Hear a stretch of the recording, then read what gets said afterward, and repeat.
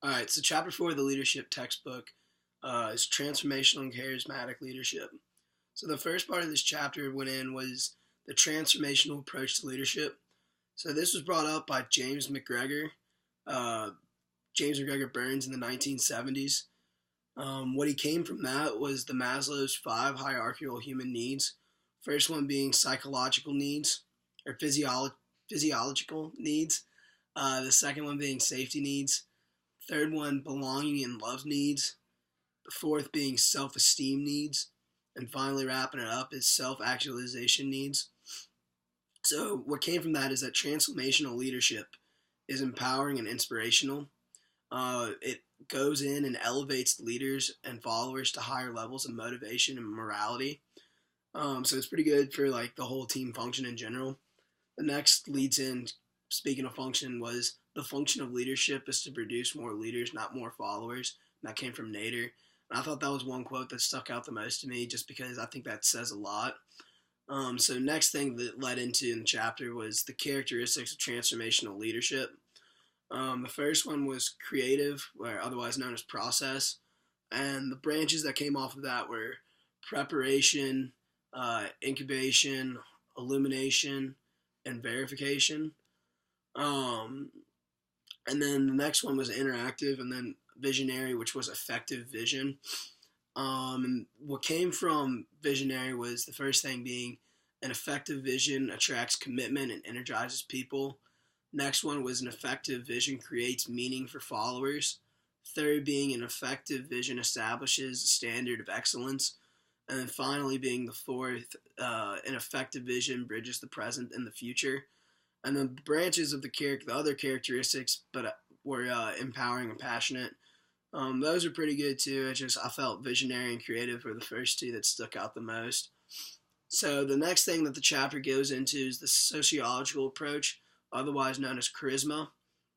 So that's a leader with extraordinary, almost magical talents. That's an unstable or crisis situation, a radical vision for providing a solution to the crisis, a group of followers attracted to the extraordinary leader because they believe they're linked through the leaders to power that exceeds usual limits. Next is a validation through repeated success of the extraordinary leader's talents and power. And then the other quote was a JFK quote that stood out the most to me on this, which was great crises produce great deeds of courage. I'm kind of in I'm in the communications crisis class right now, and we kind of talked about this a little bit in there. So it was kind of cool to see that link with this. The next thing that the chapter went in and talked about was the behavioral attribution approach. So that is when it possesses a vision that is unique yet attainable. It acts in an unconventional, counter-normative manner. But then it also demonstrates personal commitment and risk-taking, as well as demonstrating confidence and expertise. The next thing was the communication approach. The thing that first stuck out from this was charisma is the product of communications. It also said that charismatics as a relation builder, it's skilled with linking with others, and charismatics as impression managers. The list of those were framing, scripting, staging, performing, face work, and integration. The next one was charismatics as visionaries, which that's the ability to create symbolic visions. And then the next one was charismatics of influence agents, which masters at influence and inspiration. So the chapter then took a turn and went to talk about authentic leadership.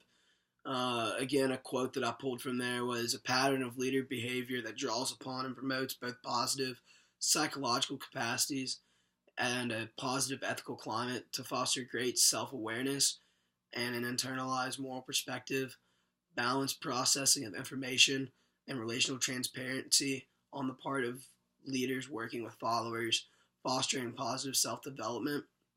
So I think that pretty much really hammered what the chapter was saying about authentic leadership, and that was just kind of an easier way for me to remember that point. The next one was the CIP, which was the charismatic, ideological, pragmatic leadership model. So charismatic leaders believe that people can act on the environment to achieve to their goals. They also look to the future and present a vision that will lead to positive outcomes and address social needs.